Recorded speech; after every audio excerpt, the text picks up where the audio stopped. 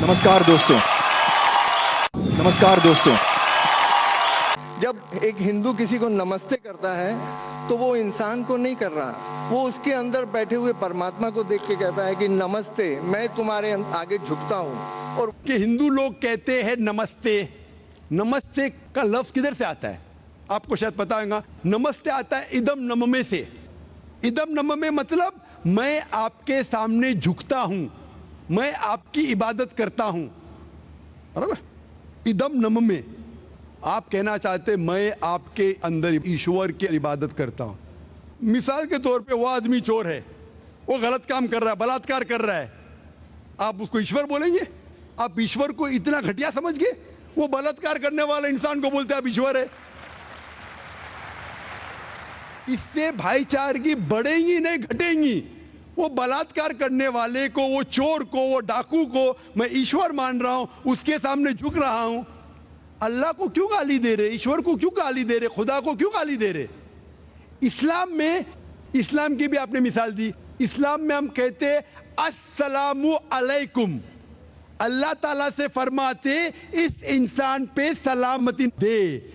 चाहे वो अच्छा इंसान है तो भी सलामती देने की बात अच्छी है, चाहे वो चोर या डाकू हो। मैं बोलूंगा अस्सलामु अलैकुम, मैं कह रहा हूं या अल्लाह, या रब, या खुदा, या ईश्वर, या भगवान, इस डाकू पे रहमत फरमा। कुछ बुरी बात है ना? मैं अल्लाह को गाली दे रहा हूं, उसके लिए दुआ दे रहा हूं कि तू गलत काम छोड़ और सही रास्ते पे आ। अगर मैं उसको खुदा मानूंगा तो खुश हो जाएगा, वो और चोरी करेगा, वो और बलात्कार करेगा। कोई भी धर्म में ही नहीं सिखाता। ये धर्म के मानने वाले अपनी खुद की इजाज़त करते हैं, इसे कहते हैं इनोवेशन, बिदात। जिस तरीके से खुदा ने सिखाया है कि उसकी इबादत करे, उसी तरीके से हमें करना चाहिए।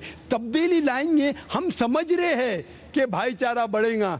भाईचारा नहीं बढ़ेगा, भाईचारा घटेगा। आपने मुझे शुरुआत में नमस्ते कहा। नमस्ते, नमस्ते के क्या मानी है भाई साहब, आप बोल सकते हैं?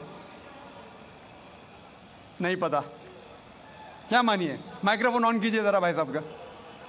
नमस्ते मतलब मैं सर झुका के मैं आपको नमन करता हूँ। हाँ, सर झुका के आप मुझे नमन करता हूँ। नमन करता हूं। सर झुका के, सर झुका के मुझे नमन करना शिर्क है, हराम है, प्रोहिबिटेड है। आप मेरे सामने भी सर नहीं झुका सकते। चाहे आप मुझसे मोहब्बत करते हैं, चाहे आप मेरी इज्जत करते हैं, फिर भी आप मेरे सामने सर नहीं झुका सकते। सर झुकाना चाहिए तो सिर्फ खुदा के सामने, अल्लाह के सामने, और मैं खुदा नहीं हूं। आप जानते हैं, आप मेरी इज्जत कर सकते हैं, मेरी बात जो मैं कहता हूं उसके ऊपर अमल कर सकते हैं, लेकिन आप मेरे सामने सर नहीं झुका सकते। इसीलिए मैं जवाब में आपको कहूंगा अस्सलामु अलैकुम। आप पे सलामती हो, आप पे सलामती हो। आप समझे ना?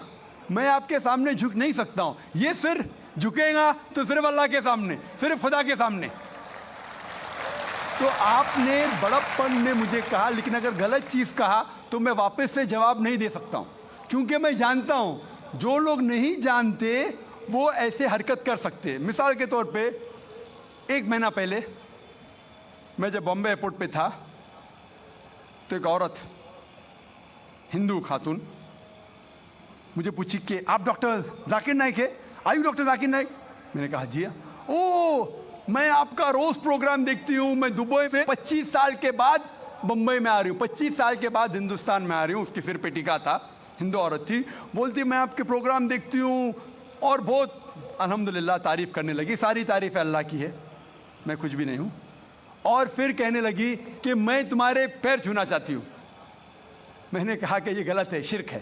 तो बोली क्यों? वही जवाब मैंने दिया, आप जो भी कहो मैं आपकी बात मानूंगी। तो मैंने कहा आप कुरान मजीद पढ़िए, कुरान मजीद पढ़िए और इसके ऊपर अमल कीजिए। और मैंने तकरीर दी है similarities between Islam and Hinduism, Islam और हिंदुइज्म में यकसानियत। और साबित किया है कि हिंदुइज्म में भी लिखा है कि आप सिर्फ एक ईश्वर की इबादत करना चाहिए, जितने ऋषि आने वाले उनमें मानना चाहिए, और मोहम्मद सल्लल्लाहु अलैहि वसल्लम में भी। तो आपको अगर कुरान और वेदा पे अमल करना चाहिए जो यकसा है, आपको एक खुदा में मानना पड़ेगा और आखिरी पैगंबर मोहम्मद सल्लल्लाहु अलैहि वसल्लम पर।